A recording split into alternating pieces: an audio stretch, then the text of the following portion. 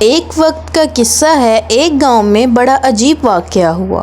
تیز گرمی ہونے کی وجہ سے لوگ اپنے گھروں کی طرف نکل گئے اور شام ہونے کا انتظار کرنے لگے۔ جب شام ہونے کا وقت آیا تو دیکھتے ہیں کہ سورج تو ابھی تک غروب ہی نہیں ہوا۔ لوگ یہ ماجرا دیکھ کر بہت پریشان ہو جاتے ہیں۔ ابو جان، سورج غروب ہونے کا وقت ہو گیا ہے لیکن سورج ابھی تک غروب نہیں ہوا، یہ کیا ماجرا ہے؟ میرے تو کچھ سمجھ میں نہیں آ رہا۔ بیٹا، مجھے بھی سمجھ نہیں آ رہا کہ سورج ابھی تک کیوں نہیں غروب ہوا۔ اس ٹائم تو رات کے 9 بج رہے ہیں۔ مجھے تو خود اب بہت ڈر لگ رہا ہے۔ اے میں مر گئی، سورج تو گرم گرم آگ پھینک رہا ہے، اب ہمارا کیا بنے گا؟ ہر لمحہ گزرنے کے ساتھ ساتھ لوگوں کی پریشانی بڑھتی ہی جا رہی تھی۔ ہر طرف ٹی وی میں بھی یہی خبریں موجود تھی کہ ابھی تک سورج غروب کیوں نہیں ہو رہا۔ دیکھ، ٹی وی والے کہہ رہے ہیں کہ اب تک سورج غروب نہیں ہوا، چل باہر چل کے دیکھتے ہیں۔ او بیگم، آرام سے بیٹھ جا، یہ سارے خبروں والے جھوٹ بولتے ہیں، ان کا کام ہی جھوٹ بولنا ہے۔ مٹھے، یہ تو بہت بڑی خبر ہے، یہ کیسے جھوٹ بول سکتے ہیں؟ چل باہر چل کے دیکھ کے آتے ہیں۔ پھر جب وہ باہر آتے ہیں تو دیکھتے ہیں کہ رات کے 10 بجے بھی سورج موجود ہے اور اپنی گرمی برسا رہا ہوتا ہے۔ ارے مٹھے، سورج ابھی غروب نہیں ہوا، ٹی وی والے سچ کہہ رہے تھے، اب ہم کیا کریں گے؟ ارے بیگم، میں اب کیا بتاؤں، سورج کیوں نہیں غروب ہوا؟ میرے تو خود دماغ کی بتی گل ہو گئی ہے قسم سے۔ جلدی سے اندر چل، یہ نہ ہو سورج کی گرمی سے میرا گورا رنگ اتر جابے اور مجھے کالا کر کے چلا جابے۔ یہ کہہ کر وہ دونوں اندر آ جاتے ہیں اور سوچنے لگ جاتے ہیں کہ یہ ہمارے گناہوں کی سزا ہے جو آج سورج غروب نہیں ہوا۔ یہ سب تیری گندی زبان کی وجہ سے ہوا ہے، یہ تیری گندی زبان کی گناہوں کی سزا مل رہی ہے مجھے۔ نہیں، زبان تو میری گندی ہے نا، تیرے منہ سے تو جیسے پھول نکلتے ہیں۔ بیگم، آپس میں لڑنے کا کوئی فائدہ نہیں ہے، ہم سب گاؤں والوں کو اکٹھا کرتے ہیں اور اس مسئلے سے بچنے کے لیے ہم اللہ سے دعا کرتے ہیں کہ وہ ہمیں اس مصیبت سے نکال دے۔ پھر سب لوگ بٹو کے گھر اکٹھے ہو جاتے ہیں اور اللہ سے دعائیں مانگنے لگتے ہیں کہ سورج غروب ہو جائے اور رات کا اندھیرا سورج کی روشنی کی جگہ لے لے، لیکن کوئی بھی فرق نہیں پڑتا۔ بیٹا، اب تو ہماری بھی دعائیں کوئی اثر نہیں کر رہی، مجھے نہیں لگتا کہ سورج غروب ہوگا۔ انکل، مجھے تو لگتا ہے یہ ہماری جان لے کے ہی غروب ہوگا۔ میٹھے بھائی، ایسی باتیں نہ کریں، اچھا بولے۔ میں نے تو اب اس دنیا میں کچھ دیکھا ہی نہیں۔ نہیں، تو نے کچھ دیکھ کر کون سا؟ براک اوباما کا سالہ بن جانا ہے۔ یہ سورج دیکھ رہا ہے نا، یہی کافی۔ اپنا منہ بند کرو، یہاں اتنی مصیبت آئی ہوئی ہے اور تمہیں مذاق کی پڑی ہے۔ بیٹا، ساتھ والے گاؤں میں ایک عامل بزرگ رہتے ہیں، وہ بہت نیک انسان ہیں، ان کے پاس چلتے ہیں، وہ ضرور ہمیں کوئی نہ کوئی حل بتا دیں گے۔ ہاں ٹھیک ہے انکل، ابھی چلتے ہیں ان کے پاس۔ پھر وہ سب مل کر اس بزرگ کے پاس پہنچ جاتے ہیں اور اس مسئلے کا حل دریافت کرنے لگ جاتے ہیں۔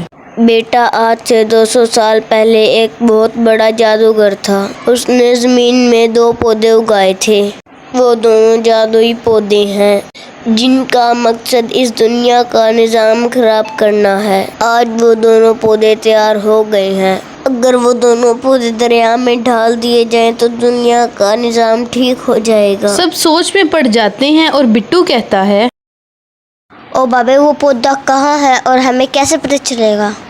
او بابے، وہ پودا کہاں ہے اور ہمیں کیسے پتہ چلے گا؟ وہ دونوں پودے ایک گھاٹی کے اوپر لگے ہوئے ہیں، اگر تم اسے توڑنے میں کامیاب ہو گئے تو سب کچھ پہلے جیسا ہو جائے گا۔ بابا جی، اتنی بڑی دنیا ہے، ہم کہاں سے اس کو ڈھونڈ بیبیں گے؟ چلتے چلتے میرے نازک پاؤں میں چھالے پڑ جاپیں گے۔ بیٹا، میں بس اتنا بتا سکتا ہوں، وہ پودے اس گاؤں کے قریب ایک جنگل میں ہیں۔ ٹھیک ہے، ہم سب جائیں گے اس کو ڈھونڈنے کے لیے۔ नहीं अंकल, उसे तोड़ने के लिए मैं और मीठा भाई जाएंगे। दोनों पौधे ढूंढकर तोड़कर उन्हें अपने हाथों में लाएंगे। हाँ बिट्टू, तूने ठीक कहा है, हम आज ही जाएंगे और वो पौधा तोड़ के लाएं। फिर मीठा और बिट्टू जंगल की तरफ निकल जाते हैं और उन्हें कहीं भी वो पौधे नहीं मिलते। आखिर वो थक हार कर एक जगह बैठ जाते हैं। मीठे भाई, मुझे नहीं लगता वो पौधा इस जंगल में है, हमें वापस चले जाना चाहिए। हाँ बिट्टू, तुम ठीक कह रहे हो, यहाँ से जाना ही बेहतर है। वो दोनों अभी जाने की तैयारी कर ही रहे होते हैं कि बिट्टू को वो दोनों पौधे नजर आ जाते हैं।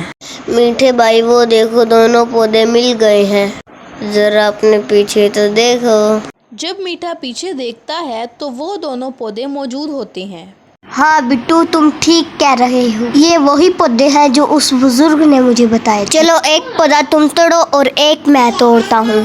फिर मीठा और बिट्टू एक एक पौधे तोड़ लेते हैं। चलो मीठे भाई, इन दोनों पौधों को उठाकर दरिया में डाल देते हैं।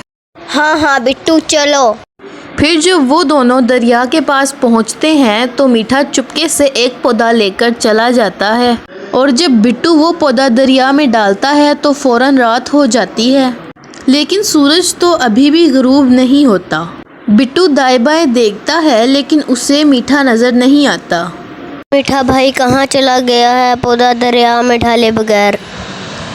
फिर मीठा वो पौधा लेकर अपने घर आ जाता है और आकर अपनी बीवी को सब बताता है। अबे मिठे, ये पौधा क्यों घर लेके आ गया है? जा जाके इसको दरिया में डाल दे।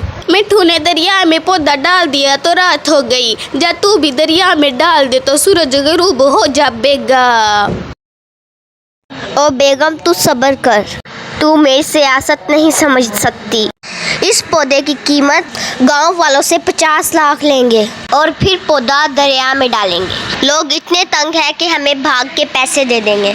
वाह मिठे, मैं तो तुझे मान गई। मिठे, मैंने तो ये सोचा भी नहीं था। तू बहुत ज़हीन इंसान है, तू मुझे और खुद को अमीर करके छोड़ देगा। फिर मीठा गांव वालों से 50 लाख की डिमांड कर देता है। मीठा भाई, ये बिल्कुल ठीक नहीं है, इससे तो पूरे गांव वालों को बहुत नुकसान हो जाएगा। आप हमारी मजबूरी का फ़ायदा उठा रहे हैं। ओ चूहों से भरी नाक वाले मोटे, मुझे ज़्यादा सबक ना सिखा तू।